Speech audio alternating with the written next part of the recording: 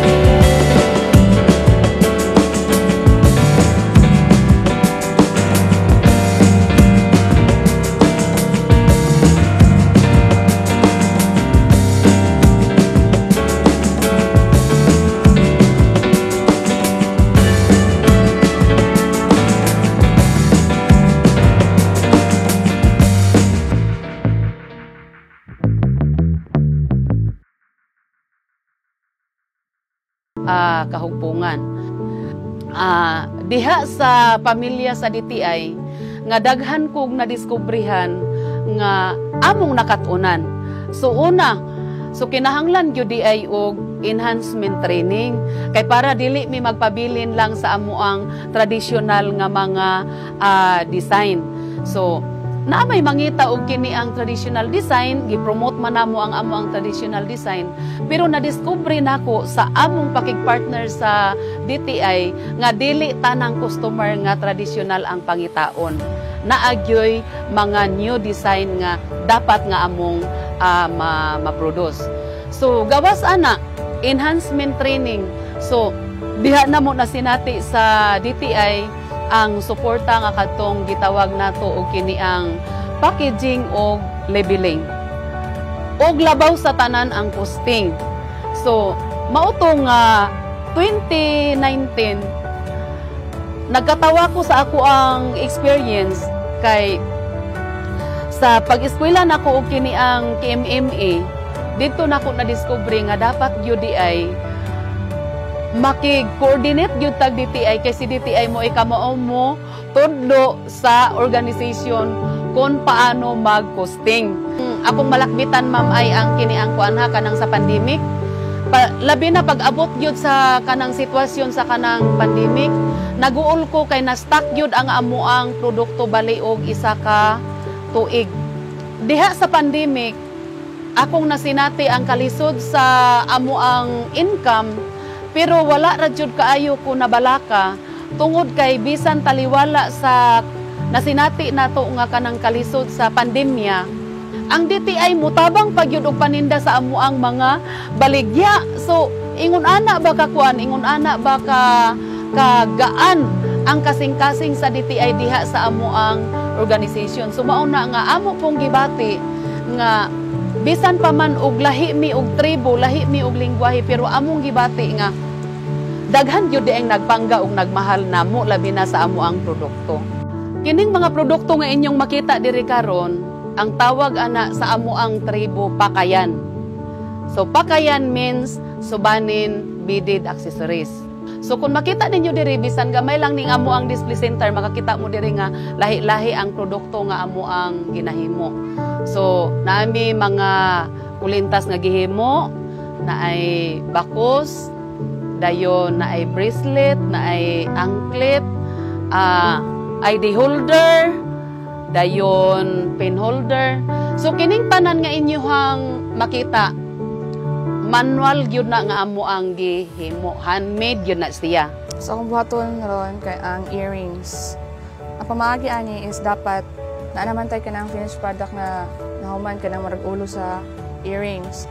So mo siya kung mahuman na. So ang una kay na naman tayong ani magkuha lang tagpa mo. Kani atong gamiton kay mas ligon man ni siya kaysa atong kuan lang bitaw tanod. So kailangan nato og pamo og dagom. So naa naman ni siya nabutang na daan. Ang pagsugod jud ani is dapat ilak nimo ang pamo diri sa kilid. Ayha ka magsugod og tuhog para dili siya mahilos og dali. After ana na ready na po nato ang beads, dapat lelahion siya og butang para dili mag-mix. Dayon dali lang po nato pagkuha. So kung mag-start na ta og tuhog sa beads, dapat pilion nato ang kanang pareha og sizes kay ang uban man aning beads na bitay hiwi. So kung makuha nimo tong hiwi, ang imong trabaho is maghiwi-hiwi pod. So muna nga dapat pilion nato og tarong. So pero diha sa amo ang paghimo sa amo ang mga produkto, dili lang mi naghimo kay para lang gyud nga nag-apas mi sa kanang income, kundili duhaning amo ang gitagaan og importansya. Maka-income ang grupo sa Subanin Women, practical man ta karon kay naamang gyud tay mga basic needs. Dayon gi-promote o gi-preserve gyud namo ang amo ang kultura. Kung makita ninyo diha ang amo ang kini ang mga gigamit nga mga materials sa 5 ka color, do na gyud na siyay mga meaning nga konektado diha sa amo ang kultura. Ang sa karon gyud ang best seller gyud namo kini amo ang ID holder o face mask holder. Og face mask, ako nalipay kaayo ko sa DTI og sa utop mismo nahatagan gyud og kahigayonan ang ako ang organization nga maila og nahatagan og importansya ang amo ang produkto sa Subanin Beaded Accessories. Tungod kay gumikan sa utop, layo na jud ang naabot sa amo ang mga produkto.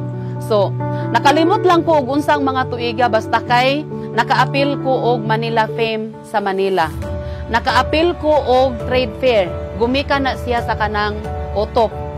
So mauna nga dako kog pasalamat sa utop kay kun wala pa ning utop dili mailhan ang amo ang produkto, dili makita ang kagwapa ug kanindot sa amo ang produkto, dili pud nila makita kun unsa pud ni kaimportante diha sa amo ang kultura.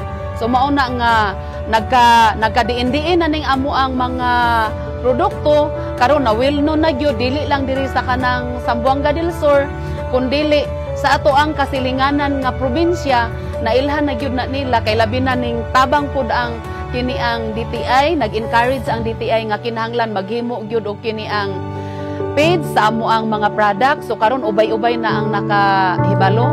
So mauna nga thank you very much sa kini ang utop kay daghan kog naapilan nga mga trade fair, daghan kog naapilan nga mga events nga magdala gyud ko sa daghan kaayo na kong mga product. So gawas pa ana dili lang diri sa ato ang kuan, sa ato ang moingon ta sa Pilipinas ang ato ang produkto. 2018 ni abot gyud ang ako ang produkto dito sa US. Ang akong ika-advise sa mga aspiring entrepreneurs nga nagsugod pa lang, una, think positive yun ta sa ato ang gisugdan nga business. Ingon ana. Dayon, dili gyud ta mo surrender dayon.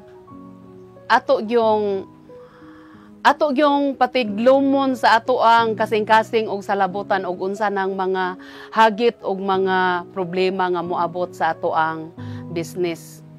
Kay sa akong experience, kung mag-business ta, dili diha dayon nimo makita ang kalambuan. Kung dili mulawig pagyud na siya taas nga panahon. Means ayo pag huna-huna nga 2 months, 1 year, makabuot na nimo ang imuhang gidamgo dili. So, mulawig pa na siya og taas nga panahon. Unya sa imuhang paglawig, imo jud nang kanunay huna-hunaon nga sa imuhang paglawig, daghang mga tunok nga imuhang tunog-tunuban. So kung magpadala ka sa mga tunok nga imong matumban, dali ra gyud kang matumba. Apan kung ligon ang imuhang lapalapa, kung ligon ang imuhang pagbarog, bisan pa unsa ka sakit sa mga pagsulay, himuon nimo nang hagit sa imuhang kinabuhi, sa imuhang business, nga para mag-look forward ka para gyud sa kaayuhan. Dili lang kaayuhan nimo, kundi kaayuhan sa tanan, labi na gyud sa imong gimanage nga grupo diha sa business. Kapatarang ko nagsubanan, panaloy na mo nakpakayan dinhi sa Upper Bagong Tudela, Josefina, Zamboanga del Sur. So paksaloy niyo sang nami nakpakayan, kana ito gabang para makasalapi ami. Bundi gabang niyo para maapat nami song nami naktaginapan naksubanan. Palad-palad. Palad-palad DTI Zamboanga del Sur. Tatak utok, tatak sampin.